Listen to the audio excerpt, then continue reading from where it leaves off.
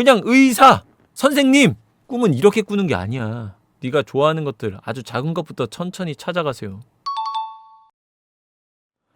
어디 우리 고딩노무색 한번 고민 한번 들어보자. 답도 없는 고3만 보다가 답 있는 고3 고민 한번 보자. 고3인 지금 특성화 고등학교 나와 정말 너무너무 바랬던 대기업에 입사 확정도 났고 아직 다니지도 않았는데 너무 우울해요. 그냥저냥 타업한 게 대기업인가 싶어요. 내가 하고 싶은 게 없어서 돈 많이 벌어야지가 된 것 같고 하고 싶은 걸 찾은 사람들이 너무 부러워요. 10년이 지나도 꿈이 없으면 어떡하죠? 네가 하고 싶은 걸 찾고 싶잖아. 그 조급함이 하고 싶은 걸 못 찾게 해요. 하고 싶은 걸 하는 사람들과 하고 싶은 걸 찾지 못하는 사람들의 가장 큰 차이가 뭘까? 뭐 돈이 없나? 뭐가 없나? 똑똑한가? 뭐 멍청한가? 이런 거 아니야. 마음의 여유야, 마음의 여유. 조급함이 없어. 시간적 여유가 아니라 마음의 여유가 없는 거예요. 너는 이미 안정적인 대기업에도 들어갔고 충분한 돈도 벌 수 있잖아요. 그럼 이제부터 너는 마음의 여유만 갖게 되면 네가 하고 싶은 걸 찾을 수 있고 충분히 그 하고 싶은 거에 투자도 할 수 있는 거예요. 되려 아무 생각 없이 하고 싶은 거에 도전한 사람들이 10년 뒤에도 그 꿈을 꾸고 있을까? 그건 또 너무 다른 얘기다. 오히려 투자할 수도 없고 아무것도 없는 채로 꿈에 무작정 도전했다가 10년 뒤에 가지고 있던 그 꿈마저 잃어버린 사람도 굉장히 많아. 수두룩해요. 꿈도 결국엔 지탱할 힘이 있어야 돼요. 대기업에 갔다라는 건 네가 안정적이고 충분한 돈을 벌 수 있잖아요. 너는 이미 그 힘을 얻은 거야. 지지대를 구한 거라고.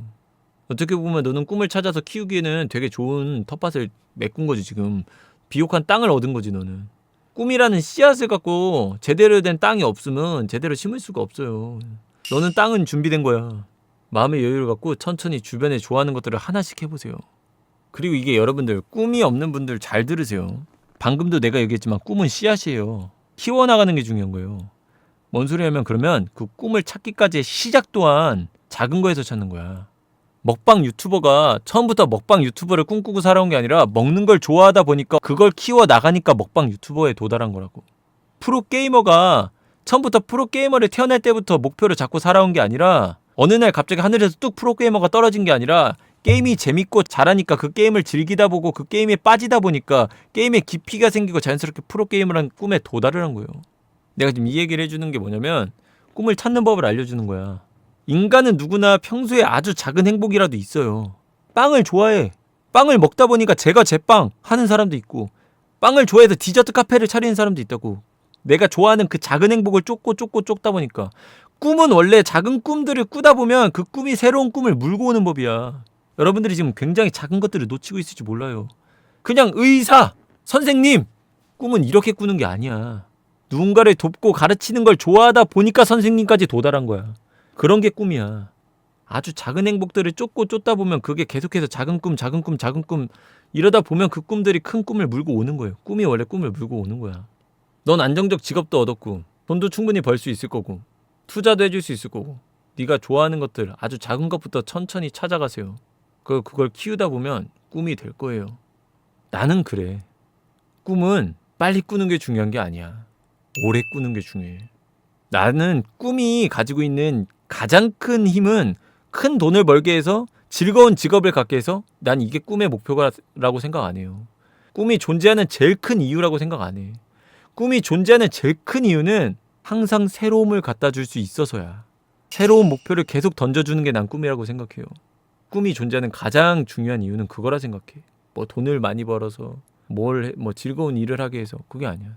삶의 어떠한 무한한 목표, 계속된 목표, 그걸 주는 게 꿈이어야지. 꿈은 빨리 꾸는 건 안 중요해요. 오래 꾸는 게 중요하지. 찾으면 돼. 네가 계속해서 행복할 수 있는 거, 계속해서 도전할 수 있는 걸 찾으면 돼요. 키워나갈 수 있는 씨앗만 찾으면 돼요. 잘 찾아봐. 분명히 있어. 난 이 방송이란 꿈이 내가 어릴 때부터 써오던 글이 자연스럽게 여기까지 도달한 거예요. 전 어릴 때부터 일기 대신 시를 썼어요. 학교에 내는 일기를 시로 썼어. 오늘 있었던 일을. 그게 좋았으니까, 재밌었으니까. 그러다가 어느 순간 시인이란 꿈도 꾸게 됐어. 시인이란 꿈도 꾸고 작가라는 꿈도 꾸게 됐어요. 어느 순간. 작가가 되려니까 책 내고 책 팔고 그걸로 벌어먹고 사는 게 쉽지가 않더라고. 그러다가 유명해지면 내 책이 팔리지 않을까? 그래서 시작한 게 방송이었어요. 그리고 지금 방송이 커나고 올해 10월에서 11월쯤에 내 책이 나와요. 결국 난 방송으로서 작가라는 꿈을 이루게 됐어요. 초등학교 3학년이면 10살인데 24년 만에 작가가 되긴 하네요. 네가 지금 대기업에 입사한 게 네 꿈과는 전혀 상관이 없는 거라 생각해서 지금 그리고 더 우울한 거야. 진짜야. 그게 네 꿈의 일부라고 생각해봐. 전혀 다른 게 아니야. 지금 네가 남들이 갖기 어려운 그 직업을 가졌기 때문에, 남들보다 더 큰 돈을 벌 수 있기 때문에, 남들보다 더 좋은 복지를 가졌기 때문에 네가 하고 싶은 것들이 생겼을 때 투자할 수 있는 것들이거든. 꿈과 아무런 상관이 없는 게 아니야. 방송과 글 쓰는 게 같을 거라고 생각 안 하는 사람 수두룩해. 근데 그걸로 나는 이 꿈을 이뤘어. 상관이 없지 않아. 옛날에 150만 원 벌 때도 나는 전혀 다른 일 했어요. 은행에서 청원경찰 했거든. 그때도 청원경찰이 내 꿈과 연관된 일이라고 생각했어. 왜?